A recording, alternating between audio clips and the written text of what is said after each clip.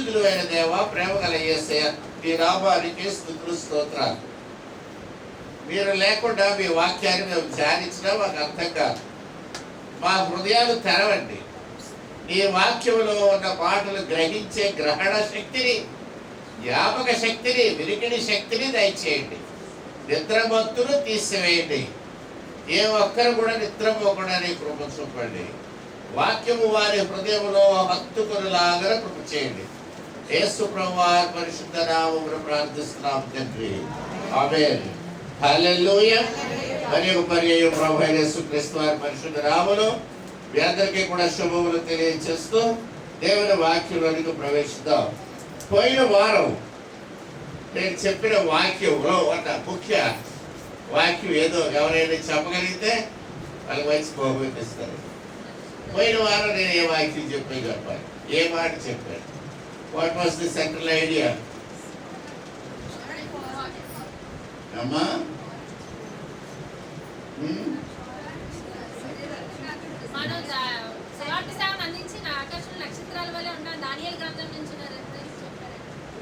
కాదే, సువార్త రెడీగా చెప్పండి. రాయి పోరాటం గురించి చెప్పారండి. రాబా టేక్ యువర్ గిఫ్ట్. పోరాటం, we have lot of fights. బతుకున్నది కాలం దెబ్బలటే మనకి. దెబ్బలట గురించి చెప్పారండి. ఏమి దెబ్బలట? యేసయ్య చెప్పిన మాట ఏమిటంటే, ఇరుకు మార్గమున ప్రవేశింప పోరాడుడి అని చెప్పారు.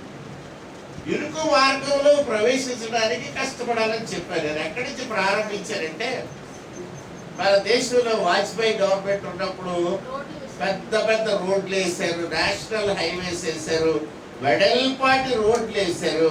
దానివల్ల మనం చాలా హ్యాపీగా ప్రయాణం చేస్తామని చెప్పారు. ఆ తర్వాత కంక్లూషన్లో ఏం చెప్పారంటే, విశాల మార్గంలో అనేకులు వెళ్ళిపోతారు, అది పాతాళానికి తీసుకెళ్తుంది అని చెప్పారు. ఆ రోడ్డు మీద హరికృష్ణ ఎలా చచ్చిపోయాడు, ఎర్రరాజు ఎలా చచ్చిపోయాడు, ఇవన్నీ చెప్పారు కదండి. ఇవన్నీ కూడా పాతాళానికి వెళ్ళే మార్గాలు వెడల్పుగా ఉంటాయి, విశాలంగా ఉంటాయి. విశాలంగా ఉంది కదా, హ్యాపీగా వెళ్ళిపోదామంటే ఈ పాతాళాన్ని తీసుకెళ్తాయి. యేసయ్య చెప్పిన మాట ఏంటంటే, ఇరుకు మార్గంలో ప్రవేశించండి అని చెప్తూ, ఇరుకు మార్గంలో ప్రవేశించడం అంత సులువేం కాదు, దాని గురించి నువ్వు దెబ్బలాడాలి, పోరాడాలి. ఏ విషయం కూడా సులువు కాదండి. నిద్రపోవడం తప్ప ఏది సులువు కాదు. పాలిటెక్నిక్ వెళ్ళాలంటే దాని ఎంట్రన్స్ గురించి చాలా కుస్తీ పట్టాలి. మెడికల్ కాలేజీకి వెళ్ళాలంటే చెప్పక్కలు విపరీతమైన కుస్తీ పట్టాలి కదండి. పుస్తకాలను రుబ్బేయాలి పట్టుకొని గ్రైండర్లో వేసినట్టు. ఎన్నో పుస్తకాలు చదివితే కానీ బీటెక్ డిగ్రీ రాదు. సమకుమారి డిగ్రీ వచ్చిన 10,000 కంటే ఎక్కువ ఎవడు ఇవ్వడం. ఈ రోజుల్లో 10,000 వస్తే ఇడ్లీ తినడానికి సాలదు, రైట్? కాబట్టి మంచి పొజిషన్లోకి, మంచి బ్రతుకు కావాలనుకుంటే పోరాటం. You have to fight. పోరాడాలి. పగలు దివారాత్రులు, పగలు రాత్రి, పగలు రాత్రి అలాగ పోరాడుతుంటే కానీ ఆ ఇరుకు మార్గంలో మనం ప్రవేశించగలం. హల్లెలూయా. ఈ దినం వాక్యం యేసు ప్రభు చెప్పిన మాట లూకా సువార్తలో నుంచే చెప్తూ ఏంటంటే చెప్పారు, చిన్న మంద భయపడకుడి, చిన్న మంద భయపడకు. యేసయ్య చెప్పిన మాట ఎంత మధురమైన మాట. మనకి పెద్ద గుంపులో ఉంటే భయం వేయకపోవచ్చు. సతీష్ కుమార్ గారు చర్చికి వెళ్తే చాలా లక్షలాది మంది ఉంటారు. అందరూ కూర్చుంటే అమ్మయ్య ఇంతమంది క్రైస్తవులు ఉన్నారా, తెలియదు, మనకి ఏం ప్రాబ్లం లేదు అనుకోవచ్చు. స్టీఫెన్ పాల్ గారి దగ్గరికి వెళ్తే అబ్బా చర్చ్ అంటే ఇలా ఉండాలి, చాలా మంది అంటారు కదా, చర్చ్ అంటే అదండి అంటారు. కొంతమంది పెద్ద పెద్ద ఆలయాన్ని చూసి అబ్బా చర్చ్ అంటే ఇలా కట్టాలండి, మీరు కట్టారు చర్చి అని నన్ను మొహ మీద అన్నాడు ఓడిపోతున్నారు కదండి. మీరేమంటారంటే, యేసయ్య చెప్పిన మాట అసలు తెలుసా నీకు? యేసయ్య ఎవరు తెలుసండి? పెద్ద మంద భయపడకూడదు అన్నాడు. ఎవరండి? చిన్న మంద భయపడుకున్నాడా, పెద్ద మంద భయపడుకున్నాడా? చిన్న చర్చి భయపడకు, చిన్న మంద భయపడకు, చిన్న బద్ద మీ ముఖం పాస్టర్ గారికి తెలుసు. చిన్న బద్ద మీరందరి ముఖాలు కాపరికి తెలుసు. పెద్ద బద్ద మీ ముఖాలు మా సతీష్ కుమార్ గారికి తెలియదు. పెద్ద బద్ద స్టీఫెన్ పాల్ గారికి మీ పేరు తెలీదు. అర్థమవుతుందండి? స్టీఫెన్ పాల్ గారి చర్చి చాలా బాగుందని ప్రతిరోజు ఎవరో మన చర్చి దాంట్లో పెడతారు. స్టీఫెన్ పాల్ గారు, సతీష్ కుమార్ గారి కోసం. ఎందుకంటే అవన్నీ మన సంఘానికి సంబంధించిన విషయాలు పెట్టండి. అంతేగాని స్టీఫెన్ పాల్ గారి దగ్గర చర్చిలో ఉన్న సంగతులు మన చర్చిలో పెడితే దానికి ప్రైజ్ ద లార్డ్ అనేవాళ్ళు ఇంకోడు, దానికి మెసేజ్ తోడు, వండర్ఫుల్ అని పెట్టుకోడు, హాయ్ అని పెట్టుకోడు. ఇప్పుడు 6 మెసేజ్లు వెనకాల కింద.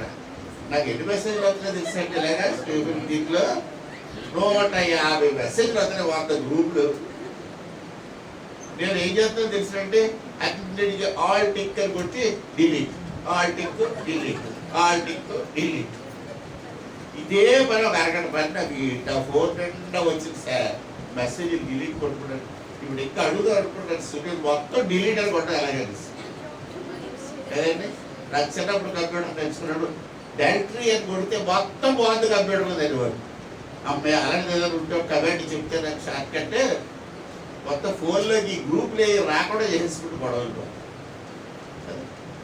It space is very limited.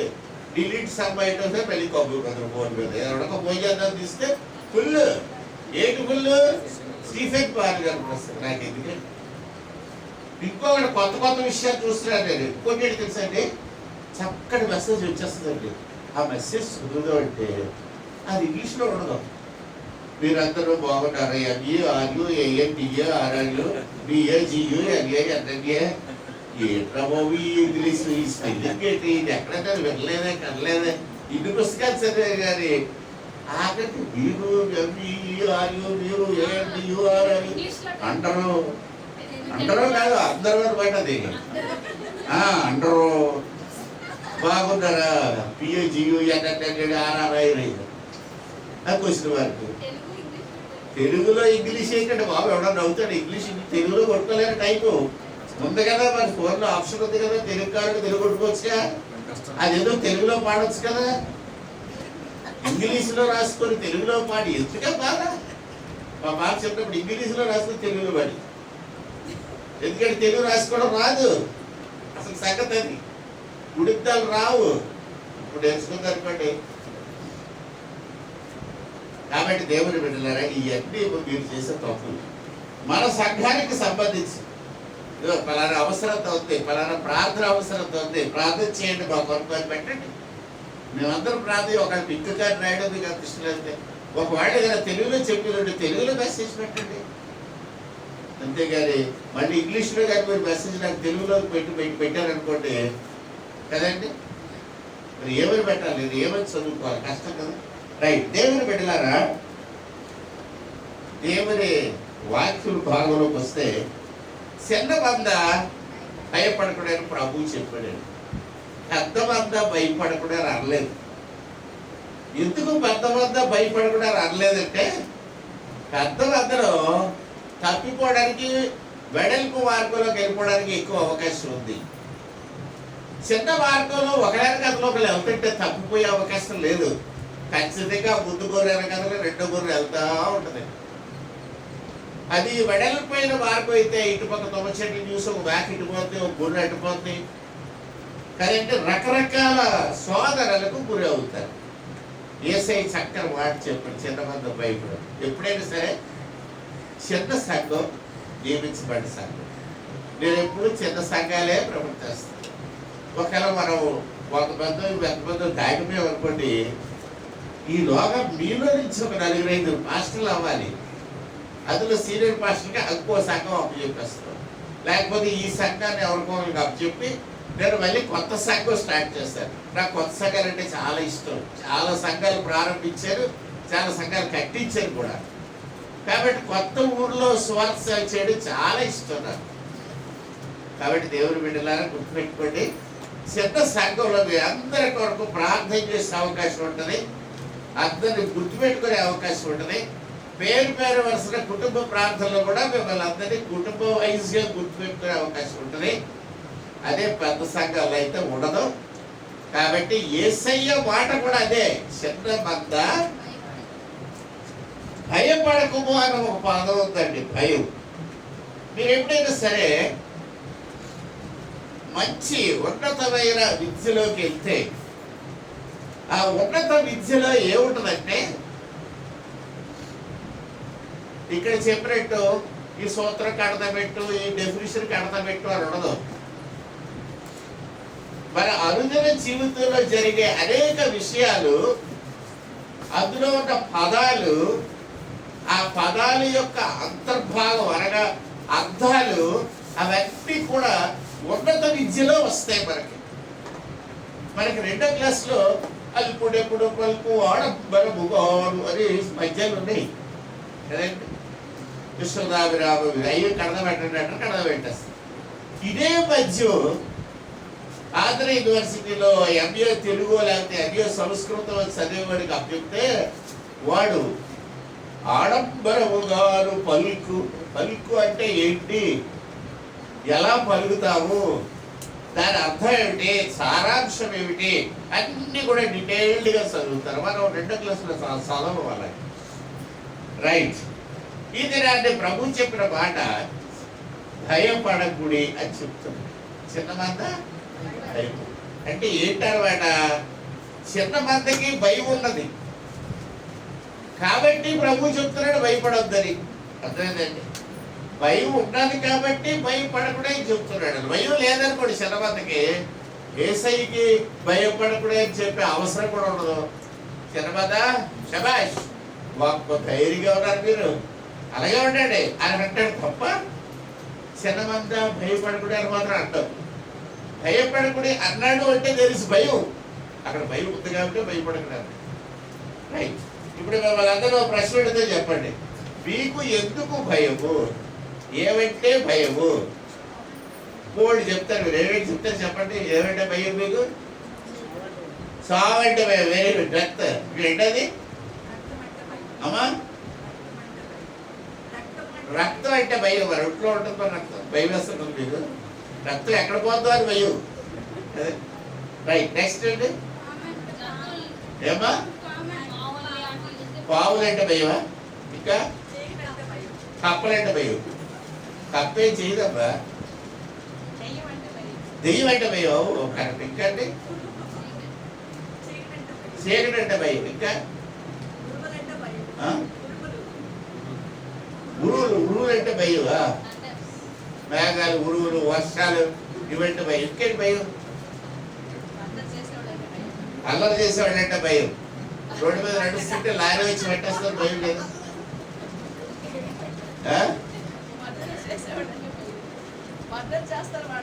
Murder చేస్తాడు, చంపేస్తారని భయం. అదే బట్ రైట్. ఇంకేంటి భయం అండి? యానిమల్స్, పిచ్చుకోకలు అంటే భయం. రైట్. తాగుబోతులు అంటే భయం. పోలీసులు అంటే భయం. దొంగలంటే భయం. ఓకే. నేను చెప్పిన రకరకాల భయాలన్నింటినీ మనం టాబ్లెట్ ఫార్ములా అరేంజ్ చేసుకుంటే, అంటే ఒక సిస్టమేటిక్ పద్ధతిలో ఎన్ని భయాలు మనకు ఉన్నాయి, అవన్నీ ఏ ఏ కేటగిరీ కింద వస్తాయి అని మనం చార్ట్ తయారు చేసుకుంటే, మీరు చెప్పినట్లు మొట్టమొదటిది చావు అంటే భయం, డెత్, ఫియర్ ఆఫ్ డెత్. మరణం అంటే భయం ఒకటి వేసుకోండి. ఏదైనా ఫైనల్ గా మరణం అయిపోతాం కాబట్టి అదంటే మనకు భయం. ఒక మిగతా మీరు చెప్పినవి అన్ని కూడా ఆల్మోస్ట్ అన్ని చచ్చిపోతామనే భయం. రక్తం పోతే చచ్చిపోతాం భయం. ఇంకా దెయ్యం కనబడితే గుడ్డ అయిపోతుంది చచ్చిపోతాం భయం. పిచ్చుకొక్క కరిస్తే బట్టలు వచ్చేది చచ్చిపోతాం భయం. పావు కరిస్తే అలాగే చచ్చిపోతుంది భయం. ఇంకేంటండి దొంగోడ చంపేద్దరు పేరు పిసుకేదని భయం. పిడుగు పడితే చచ్చిపోతాం అదొక భయం. ఇంకా సో అల్టిమేట్ గా అన్ని భయాలు కూడా మరణం కిందకి వచ్చేస్తున్నాయి. ఇంకా మీకు కొన్ని భయాలని మీరు ఎవరు చెప్పట్లేదు. ఆలోచించి చెప్పండి. ఒక్క నిమిషం ఆలోచిస్తే కొత్త రకం భయాలు ఉన్నాయి. వైరస్ వస్తుందని భయం, కరోనా వస్తుందని భయం, కరెంట్ లారీ గుద్దేస్తుందని భయం, ఇంకా ఎలక్ట్రిక్ షాక్ కూడా చచ్చిపోతామని భయం, గ్యాస్ స్టవ్ పేలిపోద్ది, సిలిండర్ పేలిపోద్దని భయం కదండి. ఇవన్నీ కూడా రకరకాల, ఇవన్నీ కూడా మరణానికి సంబంధించినయే.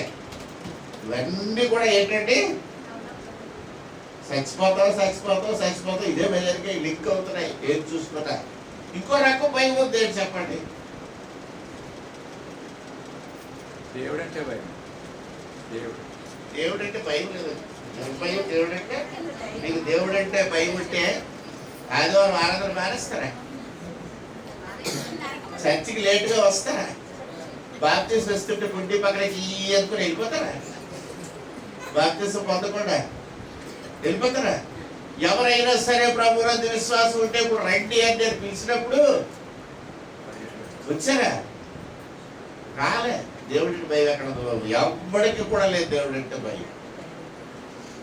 ఇంకా ఉగ్ర నరసింహమూర్తి అంటే భయం ఈ అంటాడు కాబట్టి అడంటే కొంచెం భయం సంపేదేమో అనేసి. మన దేవుడు శిలువ మీద చనిపోయే దేవుడు కాదు, చంపి దేవుడు కాదు. అందుకని మన దేవుడు అంటే అసలు భయమే లేదు. ఎందుకు ఊరికే మనం భయం వద్దని చెప్తాం కానీ నిజానికి భయం లేదు. ఒప్పేసుకుందాం. దేవుడు అతిక్రమణ దాచిపెట్టుకోడు భద్రుడు గారు గారు ఒప్పుకొని విడిచిపెట్టేవాడు. మనం చెప్తాం ప్రభుత్వం ఉంటే మాకు భయం లేదు. ఇది వాస్తవం. గుడికి వస్తా లేకపోతే లేదు, అన్నీ బాగుంటే వస్తాం. చిన్న దగ్గు వచ్చినా, లేకపోతే ఈ చిన్నది ఏదో ఇంట్లో చుట్టం వచ్చినా, లేకపోతే మా బియ్యపురాలు వచ్చినా, బియ్యంకుడు వచ్చినా ఆడు ఎక్కువ మాకు దేవుడు ఈ కంటే కదా. మా బియ్యంకుడు చూసుకొని ఉండిపోతాము, చర్చికి రావాలి కదండి. ఆడు వచ్చాడంటే రాక్షసుడు అవ్వు ఎప్పుడు వచ్చాడు, బియ్యంకుడు వచ్చాడు. మా అల్లుడి గారు బాబు వచ్చాడు, మా అల్లుడి గారు అమ్మ వచ్చాడు. నేను ఇంట్లో వండుకోవాలా, వంట చేస్తాను కదండి.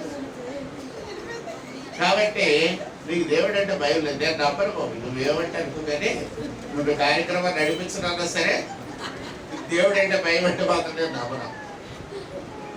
Nobody has any fear about God. దేవుని గురించి ఎవ్వరికి భయం లేదు. విచ్చలవిడితనం ఎక్కువ. వాళ్ళందరూ కూడా ఇస్రాయేలీలకు కూడా దేవుడు అంటే భయం లేదు. దేవుడిని ఎన్నిసార్లు విసిగించారంటే బైబిల్లో మీరు చదివి చెప్పగలరు నాకు? కొన్ని లక్షల సార్లు ఇశ్రాయేలీయులు దేవునికి భయపడకుండా ఆయన మీద తిరుగుబడి చేసి బయలు దేవతల్ని, ఇతర దేవతల్ని, అష్టారోత దేవతల్ని, సీదోరు దేవతల్ని ఎలాగ ఆరాధించారు వాళ్ళు? ఎన్నిసార్లు దేవుడు వాళ్ళని గుర్తాడు? ఎన్నిసార్లు గుర్తున్నా బుద్ధి వచ్చిందా? రాలే. కరోనా వచ్చిన బుద్ధి రాలేదు. ఇంకా దేవునికి దూరం అయిపోయారు. అయ్యో కరోనా అట్టుకుపోతే, చర్చిలో అట్టుకుపోతే కరోనా అనేసి ఇంట్లో కూర్చున్నాడు కూడా కరోనా చెప్తే రైట్. దేవుడు బిడ్డలారా, రెండో రకమైన భయం ఉండదండి. అదేంటో చెప్తలేదు. మీరు బంగారం ఎందుకు కొనుక్కుంటారు? దాచుకోవడానికి. అంటే మీకు ఏదో భయం ఉంది. ఏ భయం ఉంది?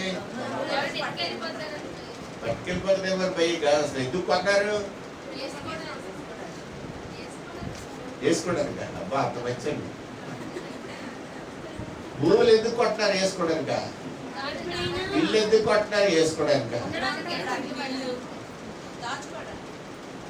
డబ్బు ఉన్నప్పుడు మీరు బంగారం కొని దాచుకొని, లేనప్పుడు రోజున అది అమ్ముకొని తిందామని, అంతే కదా. అంటే మీకు ఏది లేదని భయం. ఒకవేళ రేపు మనకి ఏమైనా ఉండదేమో అని భయం. అందుచేత ఇప్పుడు భోగేసేస్తారు. ఒక్కొక్కడు ఎందుకు ఇన్ని కోట్లు సంపాదించేస్తున్నాడు?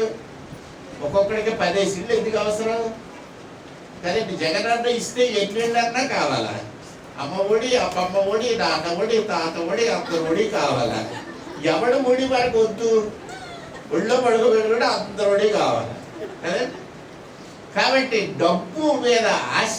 ఎందుకంటే రేపటి గురించి వీఆర్ అఫ్రైడ్ ఆఫ్ టుమారో. రేపు మనకి ఉంటుందో ఉండదో. ఈవేళ కూడబెట్టేసుకోవాలా, ఈవేళ బ్యాంకులో వేసేయాలా, ఈవేళ బంగారం కొనేయాలా. ఇంత బంగారం కొన్నావు, ఇప్పుడు ఏం కొంటావు? బంగారం 10 కేజీలు కొన్నాక ఇంకేం కొంటారండి? ఇంకేం కొనరండి. ఇంక డబ్బు వదిలే అంటారండి. చెప్పండి ఏం కొంటారు? Next step diamonds. బంగారం 10 కేజీలు నిండిపోగానే ఏం చేస్తారు? డైమండ్స్ కొనడానికి వెళ్తారు. వజ్రాల హారం కావాలి. ముందు ఎక్కడ మొదలెడతారు? ముక్కు ముడక దగ్గర మొదలెడతారు కదా. ముక్కు ముడక ఎంత అనుకున్నారు? ఇస్రాయేల్ దేశం వెళ్ళినప్పుడు, ఇస్రాయేల్ దేశం ప్రపంచంలో కల్లా వజ్రాలు అధికముగా ప్రొడ్యూస్ చేసే దేశం. విపరీతమైన వజ్రాలు అక్కడే దొరుకుతాయి ఇస్రాయేల్ దేశం. కాబట్టి అక్కడ వజ్రాల కంపెనీ ఉంది. మన విశాఖపట్నంలో కూడా ఉంది వజ్రాల కంపెనీ. అది కూడా ఇస్రాయేలీలదే. ఆ వజ్రాల కంపెనీ ఎవరిదండి? ఇస్రాయేలీలు ఓనర్స్, దాని ఓనర్స్. అక్కడి నుంచే మిషనరీ అంతా వచ్చింది. నేను కూడా ఒకసారి వజ్రాల కంపెనీలో వెళ్ళి చూశాను. పెద్ద పెద్ద గ్రైండింగ్ స్టోన్స్ ఉంటే దాని మీద ఆటోమేటిక్గా వజ్రాలు ఇలా ఆరాధిస్తూ ఉంటుంది. మిషన్స్, రకరకాల మిషన్లు ఉంటాయి.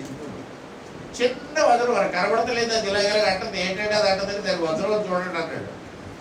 దాని వజ్రం ఎంత ఉందని కూడా ఎంత ఉంది. సరే, ఎనివే ఇస్రాయేల్ దేశంలో మేము ఉన్నప్పుడు పాస్టర్ గారు వజ్రాలు చూద్దాం రెండు ఒక తీసుకెళ్ళి చూపించేసి ఒక వజ్రం ముక్కు కూడా చూసి ఎంతండి వజ్రం అంటే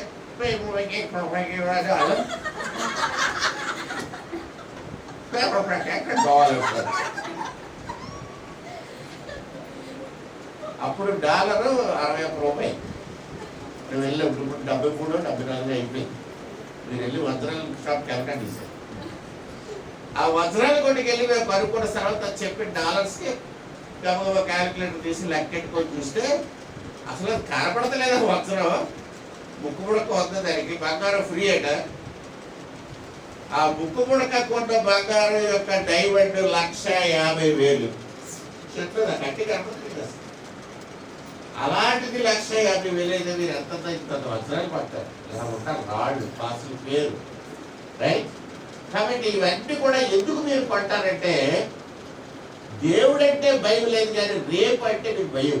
కుమారం రేపు ఉన్నదో లేదో, రేపు తింటామో తినవో, ఎలా తింటావో ఎలా ఉంటావో, ఏమి తిందుమో ఏమి త్రాగుదామో, ఏమి ధరించుకుందామో అని మీ శరీరం గురించి మీకు భయం. యేసు ప్రభు చెప్పాడు కదండి కదా.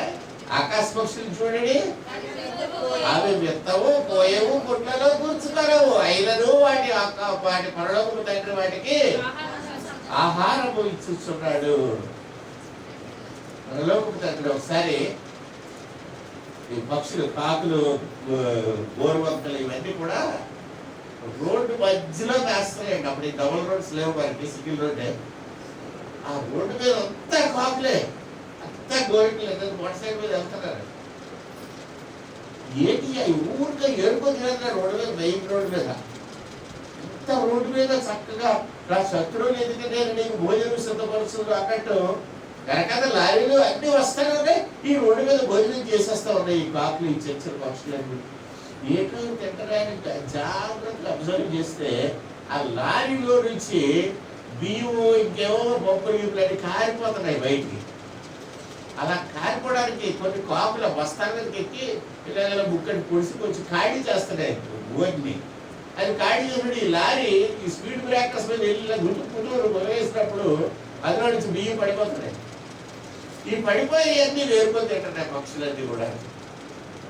అప్పుడు నాకు అనిపించింది, ఆకాశ పక్షులను చూడండి అని దేవుడు చెప్పినప్పుడు నేను అనుకున్నాను, దేవా ఈ పక్షులన్నీ కొంతకాలమే తింటాయి. ఇలాగా కొంతకాలం అయిన తర్వాత మనుషులు చాలా తెలివైనడు అయిపోయి పంటల మీద, చెట్ల మీద కాకులు, గోరెంకలు వాలకుండా, చిలకలు వాలకుండా ప్లాస్టిక్ బెష్ చేసేస్తారు.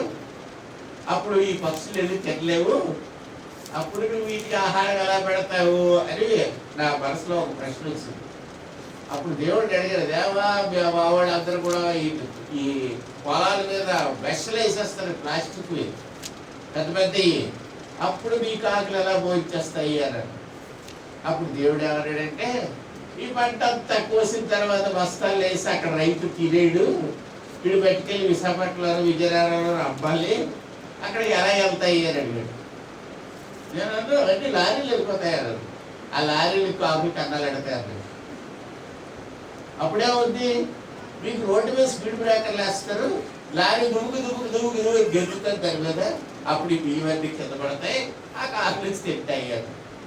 అప్పుడు నేను నోరు మూసుకొని నీ వాక్యము సదాకాలము నిలిచినది, ఏ రోజు కూడా నిరర్థకము కాదు. ఆకాశ పక్షులను చూడండి, అవి విత్తవు, కోయవు, కొట్టను, కూర్చుకోనవు, కానీ నువ్వు దాన్ని అనకాపల్లి నుంచి విజయనగరం పట్టుకెళ్తుంటే సగం బస్తాకు ఆకులు తింటాయి. హల్లెలూయా, హల్లెలూయా. ఎంత సత్యము దేవుని వాక్యం. కాబట్టి పెద్ద ఇంజనీరింగ్ చదవడంలో గొప్ప ఏమీ లేదండి. దేవుని మాట మన మనసులోకి తెచ్చుకోవడంలో గొప్ప, ఆ మాటలో ఉన్న అంతర్భావాన్ని తెలుసుకోవడంలో గొప్ప.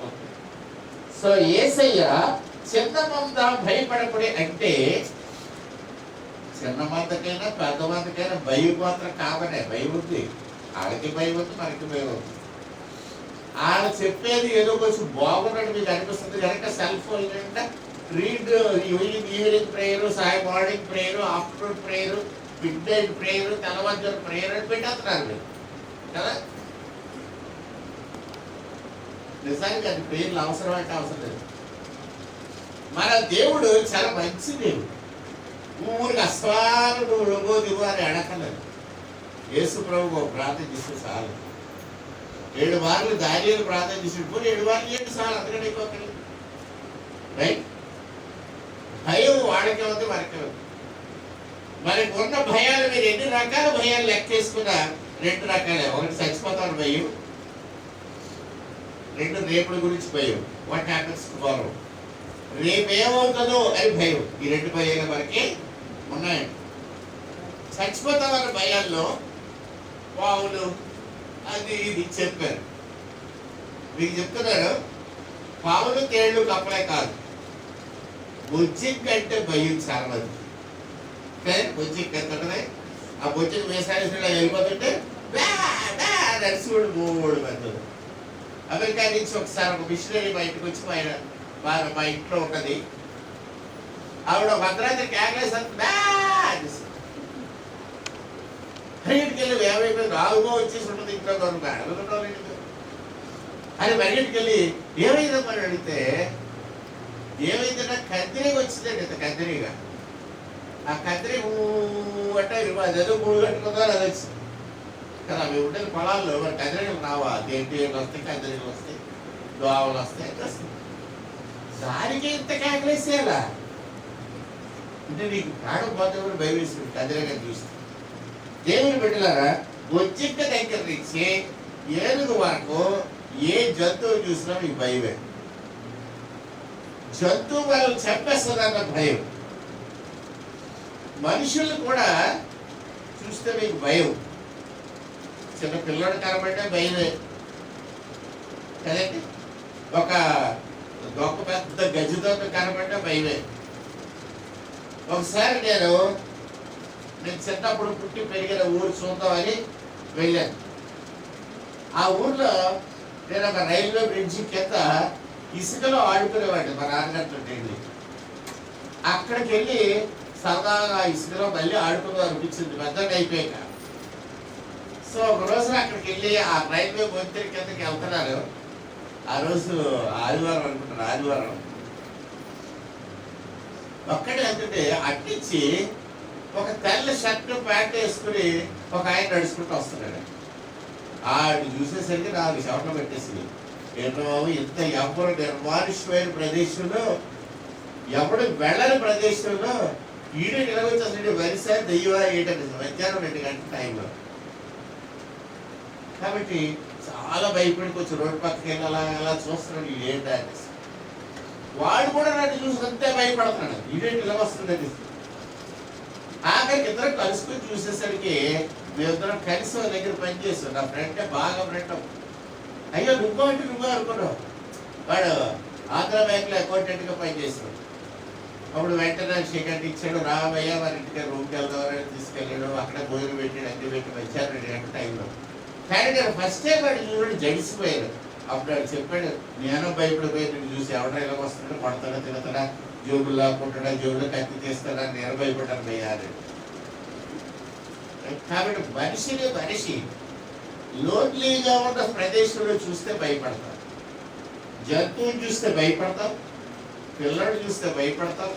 సపోజ్ మీరు ఎలా ఒంటరిగా వెళ్తున్నారంటే ఎక్కడో ఆ తుప్పలో అంటున్నాడండి సరిపడ్డాడు. ఎవడో ఏమైపోతారండి మీరు?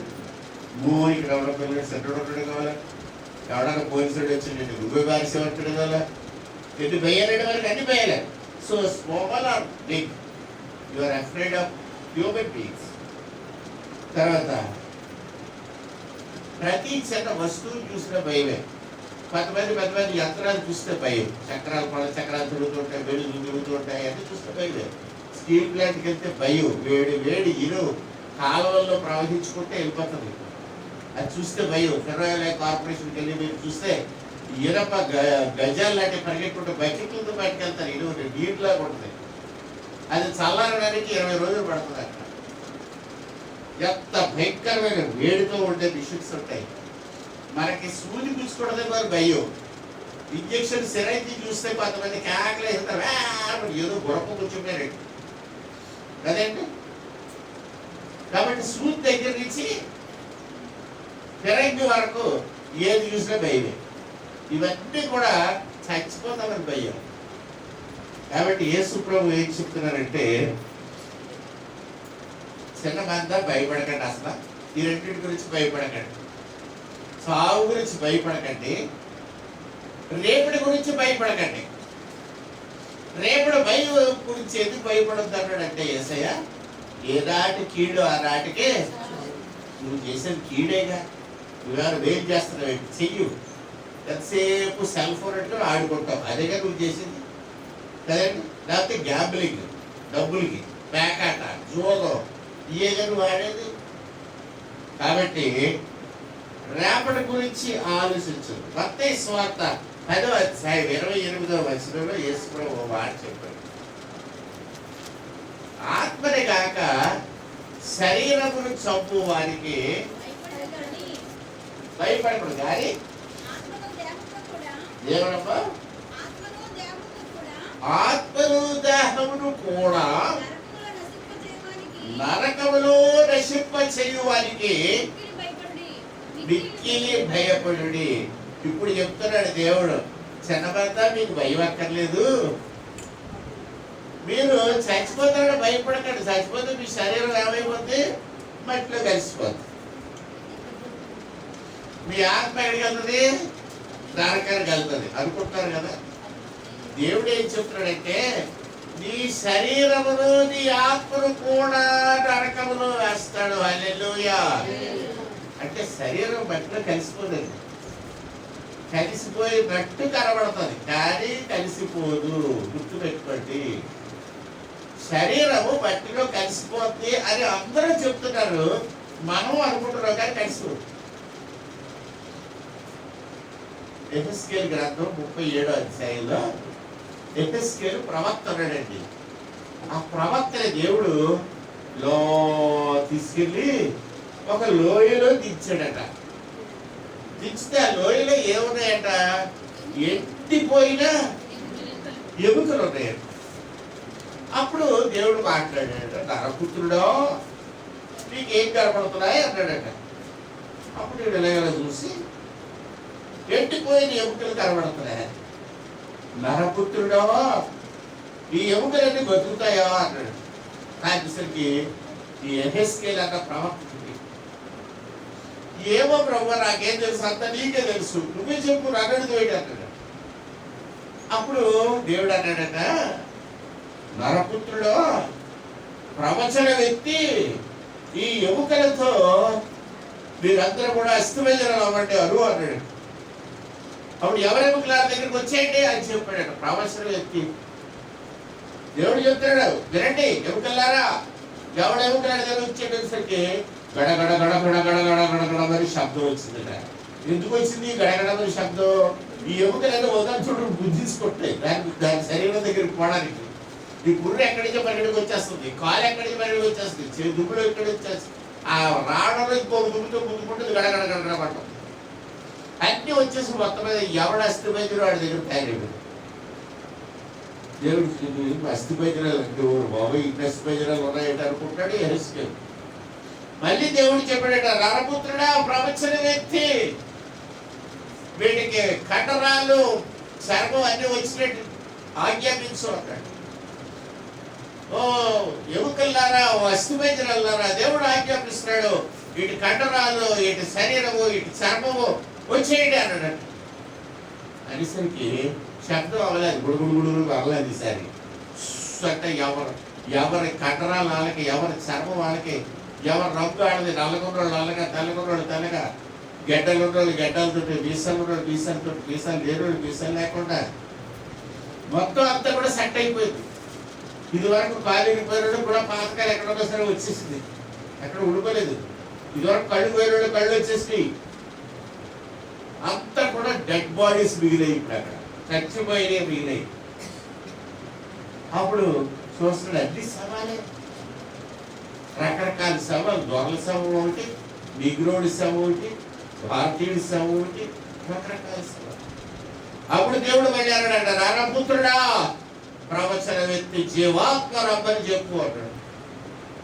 అప్పుడు వీడు యేసయ్య చెప్తున్నాడు, జీవాత్మ వచ్చి వీళ్ళందరూ టాప్గా లేచి నిలబడ్డారట, అందరూ మిలిటరీ అంతా ఒకసారి.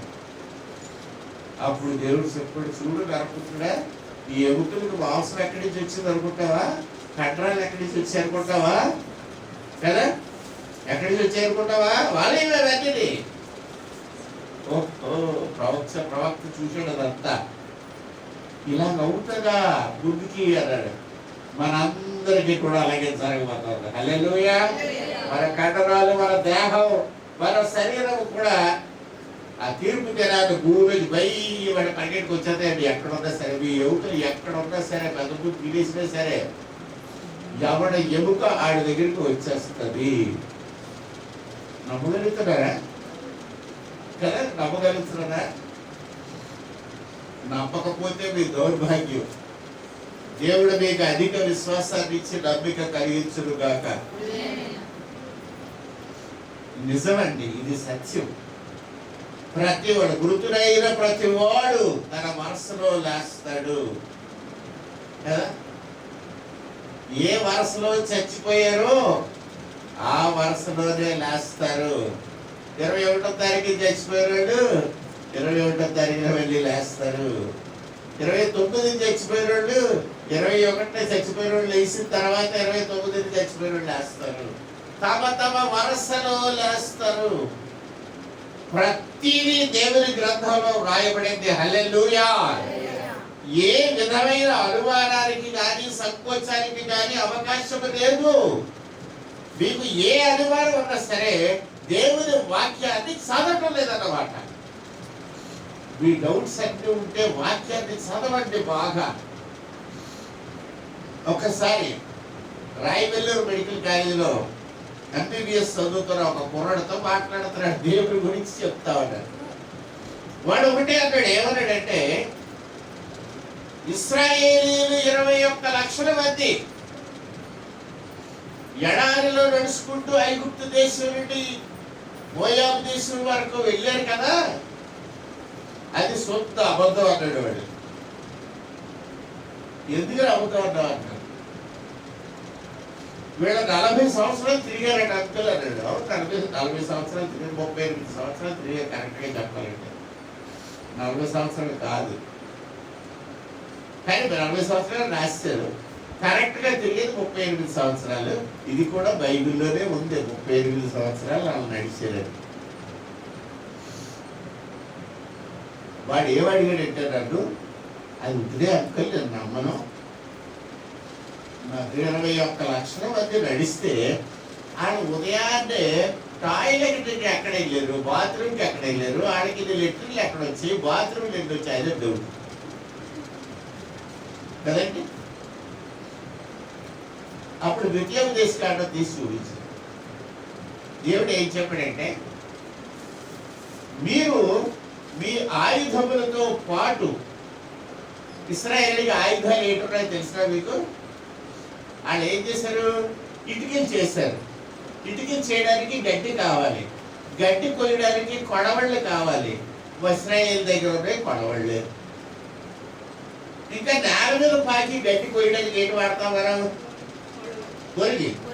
గొరిగలు. ఇంకేమున్నాయి, కొంచెం మొక్కలు దున్నుకోవడానికి నాగళ్ళు ఉంటే నాగళ్ళు. ఇవే ఉన్నాయి ఇశ్రాయేల్ దగ్గర. కత్తులు లేవు. ఇశ్రాయేల్ దగ్గర యుద్ధానికి పరిగణించే కత్తులు లేవు, కూరగాయలు కోసుకునే కత్తులు ఉన్నాయి. కత్తిపేటలు, వంకాయలు తరుపుకోవడానికి, ఆకుకూరలు ఇలాంటి కోసుకుని చిన్న యుద్ధం చేసే కత్తుల దగ్గర లేవు. వాళ్ళ దగ్గర ఐగుప్తీయులు ఉంచలేదు కూడా.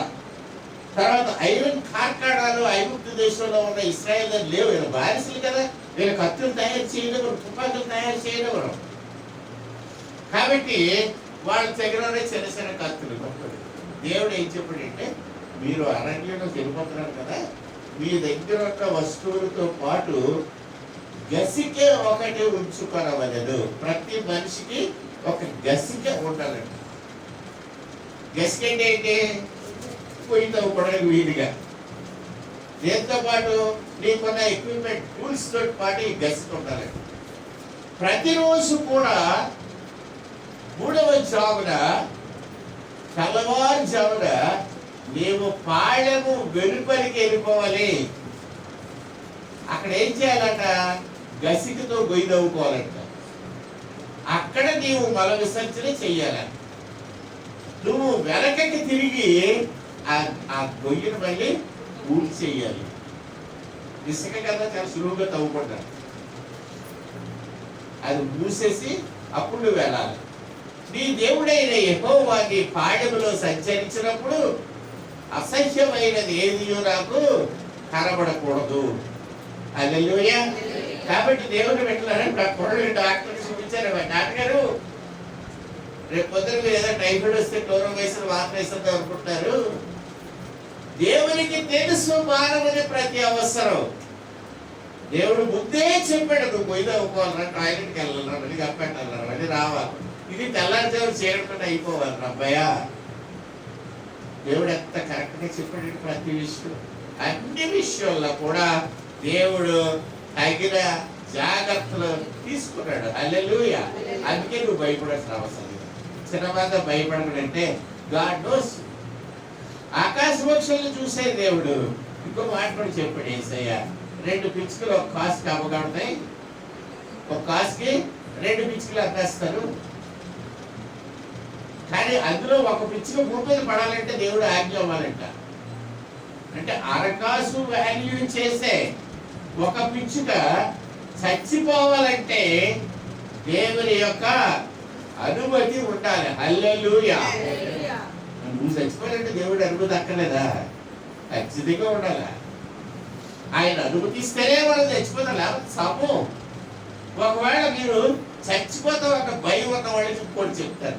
సపోజ్ మీరు చచ్చిపోలేదండి, ఏమవుతుంది? ఆలోచించండి, ఎంత భయంకరంగా ఉంటుంది ఆలోచించండి.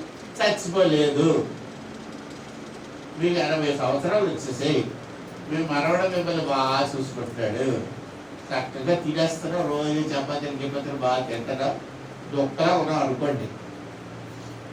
మనవడు చచ్చిపోతాడు కదా, కదా? అప్పుడెవడు చూస్తాడు నీకు? ముని మనవడు చూస్తాడా? ముని మనవడు కొడుకు చూస్తాడా? ముని మనవడు కొడుకు కొడుకు కొడుకు కొడుకు కొడుకు చూస్తాడా? ఎవడు చూస్తాడా? ఎప్పుడు చూడటం. నువ్వు ముసలి అయిపోయే కొద్ది నీ శరీరం అలా సింక్ అవుతుంది కదా, కొంతకాలానికి మనసు పడిపోతావు కదా, కొంతకాలానికి నీ ట్రాఫిక్ వేసేవాడు ఉంటాడా పంపలేడు, ముసలుడు కాబట్టి అతనంటే ఆడు మరీ వదిలేస్తాడు. అప్పుడు ఏమవుతుంది? జుట్టు పెరిగిపోయి సింహంలా తయారవుతుంది కదా. నిన్ను చూసినాడు చూడగానే మారిపోతాడు కదా. అప్పుడు నీ బాధ ఎలా ఉంటుంది? అందుకనే ఒకసారి ఒక దేవుడు ప్రత్యక్షమై నీకు ఏం కావాలంటే సావు లేకుండా ఇచ్చేయాలన్నట్టు ఒక రాజుగారు. దేవుడు చెప్పాడు, సావుపోతే మరీ భయంకరంగా కూడా ఈ బతుకాలి. ఏం లేదు, నేను అడిగిందే కోరిక అన్నాడు ఆ రాజు గుండు. దేవుడు అన్నాడు, ఓకే ఇచ్చేది పోన్నాడు. వీడు చచ్చిపోయాడు, మంత్రి చచ్చిపోయాడు, రాజు చచ్చిపోయాడు, పక్క రాజు గారు చచ్చిపోయారు, ఈ రాజు గారు చచ్చిపోయారు, అమెరికా ప్రెసిడెంట్ చచ్చిపోయాడు, అందులో చచ్చిపోయి ఏదో చావటం లేదు. వీడు ఈలోగా కోట అంతా పాడైపోయి శిథిలాలు అయిపోయింది. ఆ శిథిలాల్లో ఈ స్లాబ్ పడిపోతే ఆ మూలకి, ఆ స్లాబ్ పడిపోతే ఈ మూలకి వెళ్తున్నాడు. అలా ఆఖరి ఒక మూల ఉండిపోయి కదలలేడు. ఈలోగా గోడు పెరిగిపోయి, జుట్టు పెరిగిపోయింది, మీసాలు పెరిగిపోయి, కర్రప్పలు ఎలా పెరిగిపోయి జెండా తీసుకుంటాడు నల్లరప్పలు కూడా కదా. ఆఖరికి ఆ దేశంలో ఇంకొకటి ఉన్నాడంటే ఆడికి వెళ్ళిపోడు. ఆడికి కూడా దేవుడు కనిపిస్తే నేను చచ్చిపోకుండా వరం అయ్యానండి. ఓ బాబు ఇది వరకు వాడికి ఇచ్చేద్దా, ఆడు ఎలా కూడా ఒకసారి చూసిరా అప్పుడు నీకు ఇస్తాను. సరే ఆడు ఎక్కడ ఉన్నాడంటే వెళ్ళండి కొండ మీదకి. వెళ్ళేసరికి పెద్ద కోట శిథిలో రద్దీ అందులోకి వెళ్ళి ఒరే ఇక్కడ ఎవడో ఉన్నాడా అంటే అన్నాడు. ఎక్కడ ఉన్నారంటే కనపడ్డారు. ఆ ఎటుకలు మధ్యన ఆ శిథిలాలు మధ్యన ఈ ముసరుడు బాబు చంపేరా కొంచెం అంటాడు. నేనెక్కడ చంపుతాను నిన్ను, నువ్వు ఎవడ మనుషులంటే నేను 1000 సంవత్సరాల క్రితం ఇది ఊరికి రాజుని, 1000 సంవత్సరాల క్రితం అమ్మ నాయుడు నిన్ను చూస్తారా భయం వేస్తుంది కదా. కాబట్టి దేవుని బిడ్డలారా, చావు అంటే భయపడకండి. పరలోక రాజ్యంలో నిత్య జీవం యేసు ప్రభు మన దగ్గరికి వచ్చాడు. ఆయన నిత్య జీవంలో ఉండడానికి మనం తీసుకెళ్ళిపోతాడు. ఓకే, ఆ నిత్య జీవం నీకు రావాలి అంటే ఇక్కడ ఈ చావులోంచే నువ్వు వెళ్ళాలి. మరణంలో నుంచి జీవంలోకి దాటాలి. జీవంలోకి డైరెక్ట్గా వెళ్ళలేవు, మరణములో నుంచి జీవంలోకి వెళ్ళాలి. కాబట్టి మరణము మనకి గేట్వే. అందుకే నేను ఏమంటానంటే, యేసు ప్రభు మనకి దేవుడిచ్చిన బెస్ట్ బహుమానం అయితే సెకండ్ బెస్ట్ బహుమానం ఈ లోకంలో మనకు దేవుడిచ్చిన మరణమే. హల్లెలూయా. కాబట్టి ఈ లోకంలో చచ్చిపోవడం చాలా బెస్ట్ మరణం. ప్రైజ్ అందుకోవాలంటే సెకండ్ బెస్ట్ ప్రైజ్ మరణం పొందాలి ఈ లోకంలో. అది దేవుడిచ్చే బహుమతుల్లో సెకండ్ బెస్ట్ ఏదంటే మరణం. కాబట్టి చచ్చిపోవడం చాలా మంచిది. ఇప్పుడు ఎక్కడ కరోనా మంచిదే చెడదా, అది చాలా మేలు చేసింది చాలా మందికి, మనకే అన్యాయం చేసి తీసుకెళ్ళకుండా అయిపోయింది. రైట్, శరీరమును ఆత్మను రెండింటినీ పాతాళంలో పడేస్తాడు అంటే దాని అర్థం ఏంటంటే, నువ్వు చనిపోయిన తర్వాత నీ ఆత్మ వెళ్ళిపోయిన తర్వాత తీర్పు తీర్చబడిన తర్వాత, జాగ్రత్తగా రండి, తీర్పు తీర్చబడిన తర్వాత తిరిగి నీ శరీరము పునరుద్ధానం పొంది ఆత్మతో కలుసుకుంటది. యెహెజ్కేలు గ్రంథం 37వ అధ్యాయంలో ఎలాగైతే శరీరం తిరిగి రెన్యువేట్ అయిందో అలాగా నీకు కూడా ఆత్మకి శరీరం వస్తుంది. అప్పుడు ఈ ఆత్మ శరీరం కలిసి దేవుడు పాతాళంలో పడేస్తాడు, పరలోకంలో పడేస్తాడు. జాగ్రత్త. రైట్,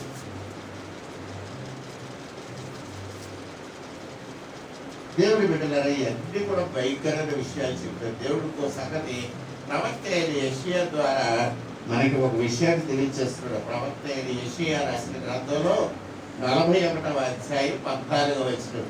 41, 14 తిరిగేది 41 తిరిగేస్తే 14. 41, 14లో దేవుడు మనకి ఒక వాగ్దానం ఇచ్చాడు. ఎవరైనా చదువుతారంటే 41, 14 పురుగు వంటి యాకోబు, పెరుగు వంటి యాకోబు స్వల్ప జన్మకు ఇశ్రాయేలు భయపడకుడి, భయపడకుడి, ఇశ్రాయేలు భయపడకుడి, నేను నీకు సహాయం చేయుచున్నాను, నీకు సహాయం చేస్తున్నాను నేను, అవి యెహోవా సెలవిచ్చుచున్నాడు, అని యెహోవా సెలవిచ్చుచున్నాడు. నీ విమోచకుడు ఇశ్రాయేలు పరిశుద్ధ దేవుడే. రైట్, ఆగండి. నీ విమోచకుడు ఇశ్రాయేలు పరిశుద్ధ దేవుడే. పరిశుద్ధ దేవుడు నీకు సహాయం చేయడానికి దేవుడు రెడీగా ఉన్నాడట. నీకు సహాయం చేయడానికి. దేనికి? నీకు భయం ఎక్కువ కదా, నీకు ధైర్యం లేదు. చిన్నమంతా భయపడకండి.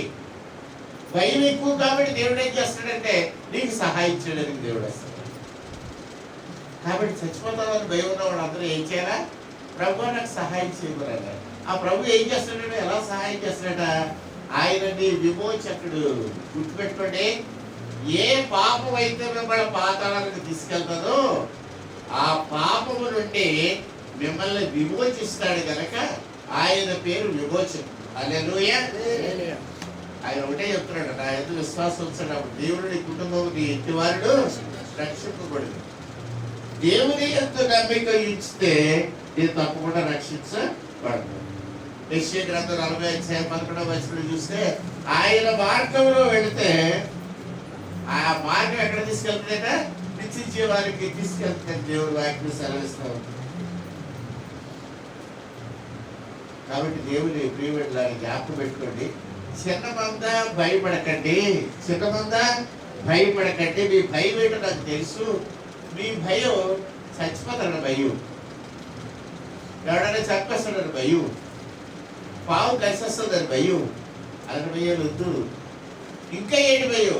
రేపటికి తిండి ఉంటుందో లేదో అని భయం, రేపటికి బట్టలు ఉంటాయో లేదో ఈ వేళ కొనేసుకుంటాం బట్టలు. కొంతమందికి అండి మరీ ఎక్కువ పీడితారు. ఎందుకు ఈ ఎక్కువ పీడితనం వచ్చిందంటే లేమిలోంచి వచ్చారు కాబట్టి. పేదరికం నుంచి వచ్చినోడికి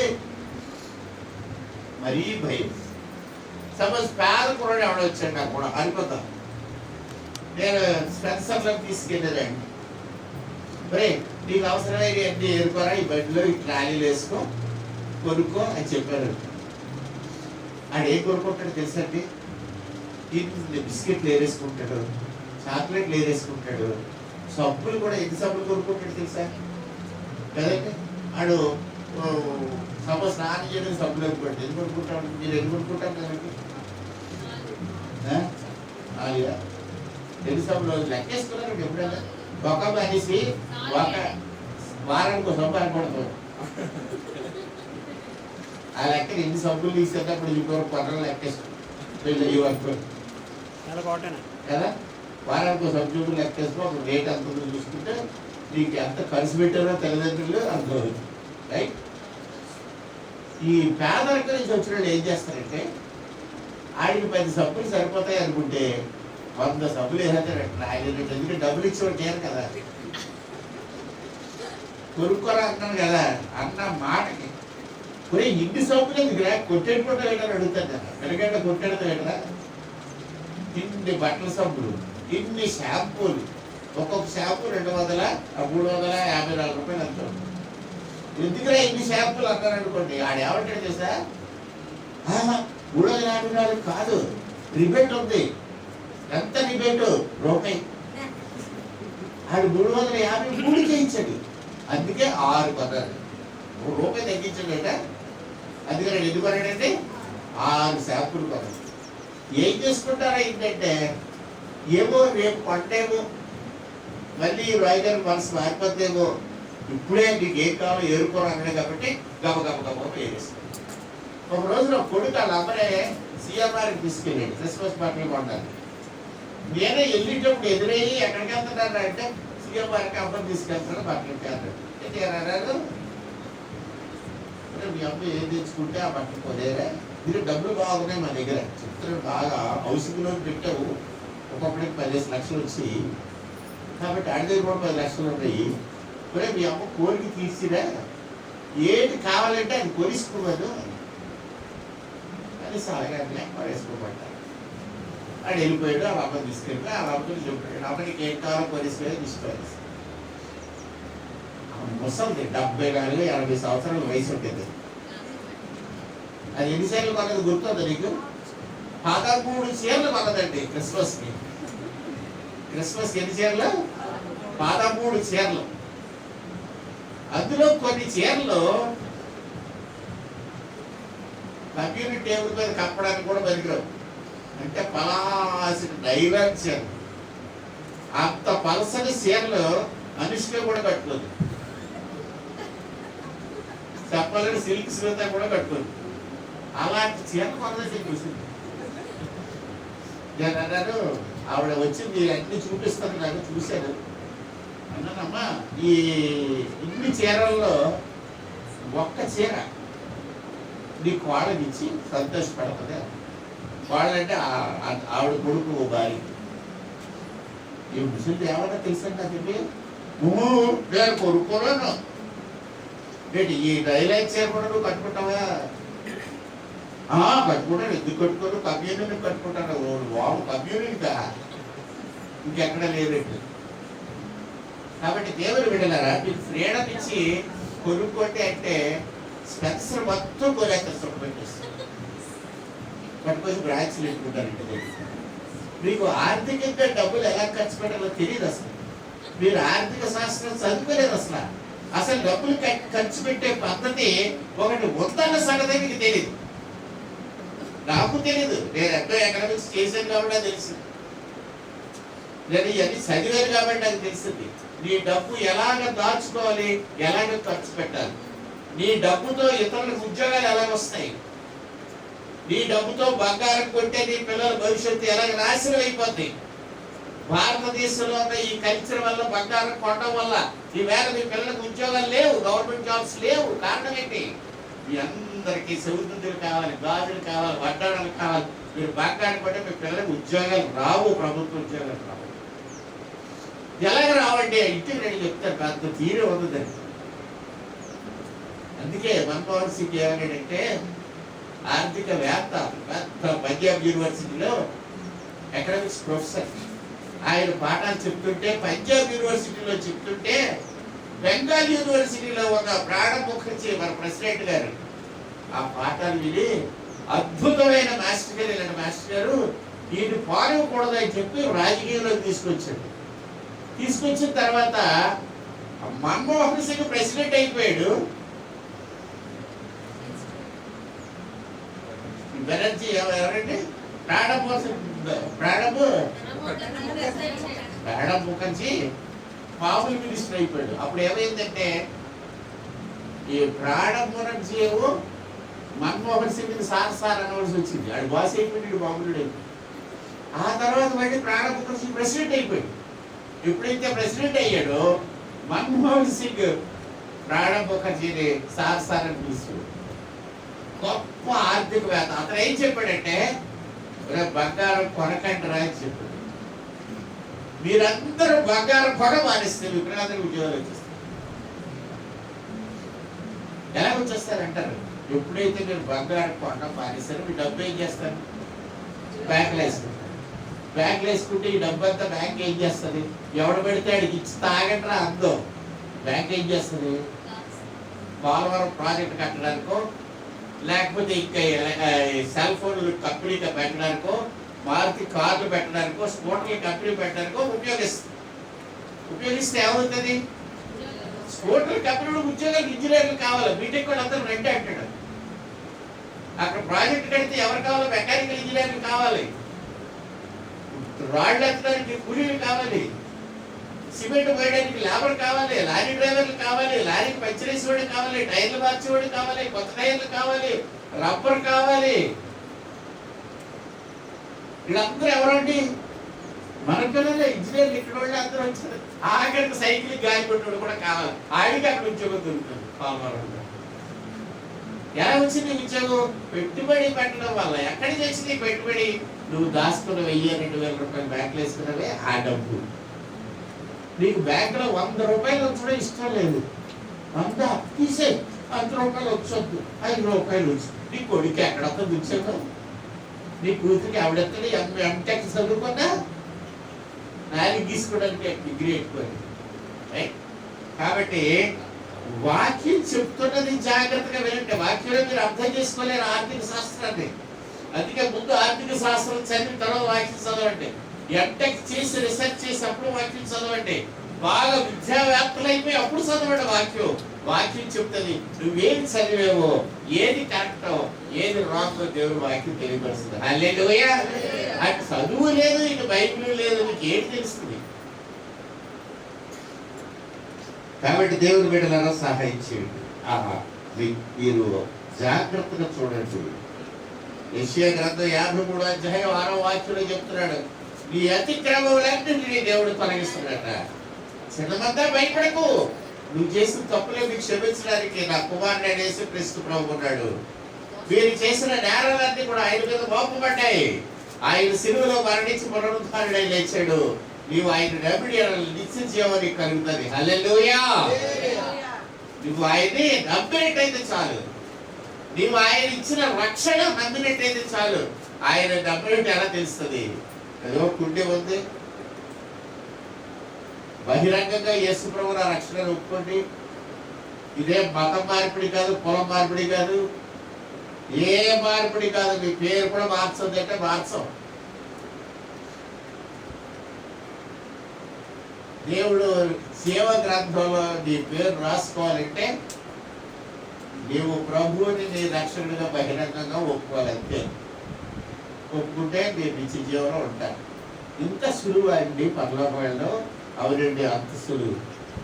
దీన్ని నిర్లక్ష్యం చేస్తే మిమ్మల్ని దేవుడు క్షమించడం. ఎందుకంటే ఇది ఒప్పుకోవడం చాలా సులువు. దేవుడు మనకి అన్ని వనరులు ఇచ్చాడు. వరకంటే ఆటో కట్టించుకుని అక్కడికి వెళ్ళేవాడు. ఎక్కడికి నదిలోకి. నది లేదు ఇక్కడ. యోగు గారు అంటే 2 బట్టలు చూపితే నిండిపోతుంది ట్యాంక్. కాబట్టి మీరు ఏం చేయాలి? ప్రభువుని బహిరంగంగా ఒప్పుకోవడానికి సిద్ధపడండి. ఎవరైతే ఉండిపోయారో సిద్ధపడండి. మిగతా వాళ్ళందరూ కూడా రోజు దేవుని వాక్యాన్ని ధ్యానించండి. చదవడం వేరు, రాయడం వేరు, ధ్యానించడం వేరు. రాసేంటారంటే రాసేస్తున్నారు, అందులో ఏం రాశారు అలాగే తెలియదు. చదవంటారంటే చదివేస్తున్నారు, ఏం చదువుతున్నారని అర్థం కావట్లేదు. చదవండి రాయండి కాదు, దాన్ని ధ్యానించండి. దివారాత్రము దానిని ధ్యానించువాడు అతడు నీటి కాలంలో ఎవరిని నాటబడినదై ఆకు వాడక తన కాలమద్దు. ఓహో, ఏది రాసినట్టు దావి. నువ్వు ఫలించాలంటే, నీ ఆకు వాడిపోకుండా ఉండాలంటే, నీ కళ చెరిగిపోకుండా ఉండాలంటే ఫెయిర్ అండ్ లవ్లీ కాదు. ఏం కావాలి మరి? నీవు దేవుని వాక్యాన్ని ఏం చేయాలా? రాసియాల కాదు, చదివేయాల కాదు, కడత పెట్టేయాల కాదు, ఏం చేయాల? ధ్యానించాల. ఆ మాట అర్థమైనా తెలుసుకోవాలి. ఇవన్నీ మీకు చెప్పిన వాక్యం అంతా కూడా ఒకటే వాక్యం. చిన్నమంద ఎంతసేపు అయితే చాలా టైం కదా, విసుకు బోర్ కూడా భోజనం చేసినంత ఉంది కదా.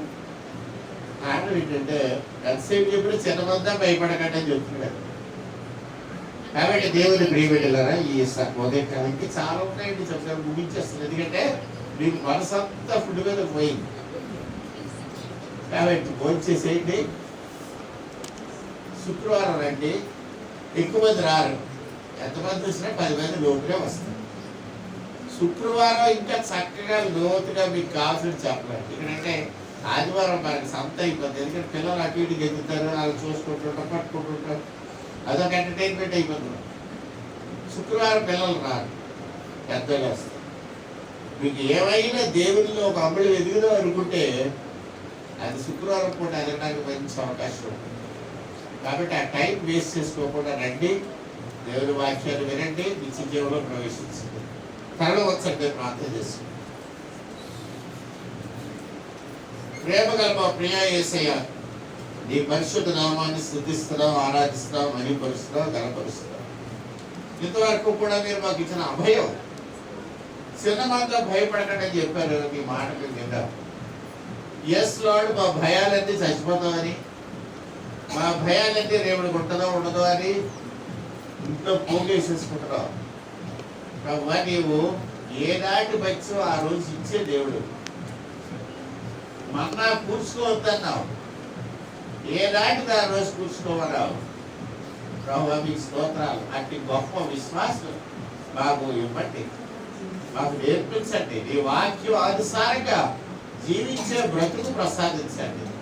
మమ్మల్ని వెళ్ళే సన్నిధానంలో ప్రతిష్ఠించుకొని యేసయ్య పరిశుద్ధ నామములో ఈ చిన్న ప్రార్థన వేడుకుంటున్నాము తండ్రి. ఆమేన్. పరలోకమందున్న మా తండ్రి, నీ నామం పరిశుద్ధ పరచుడు గాక, నీ రాజ్యం వచ్చుడు గాక, నీ చిత్తం పరలోకమందు నెరవేర్చినట్లు భూమి మీద నెరవేరుడు గాక. మాకు కావలసిన ఆహారం నేడు మాకు దయచేయము. మా రుణస్తులు క్షమించిన ప్రకారం మా రుణములు క్షమించుము. మమ్మల్ని శోధనలు దాకా కీడుని తప్పించుము. రాజ్యము, బలము, మహిమ నిరంతరం నీవై ఉన్నావు తండ్రి. ఆమేన్. తండ్రి అయిన దేవుడు, కుమారుడైన యేసుక్రీస్తు ప్రభు, పరిశుద్ధాత్ముడైన దేవుడు, ఇప్పుడు ఎల్లప్పుడు సదాకాలము మనకు తోడయ్యుండి క్షేమాము వృద్ధి కలుగు చేయను గాక. ఆమేన్.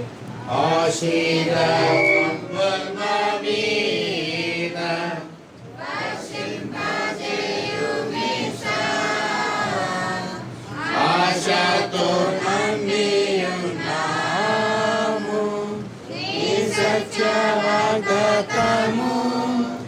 ఈ మారి మీద కుమ్మరించుము దేవా.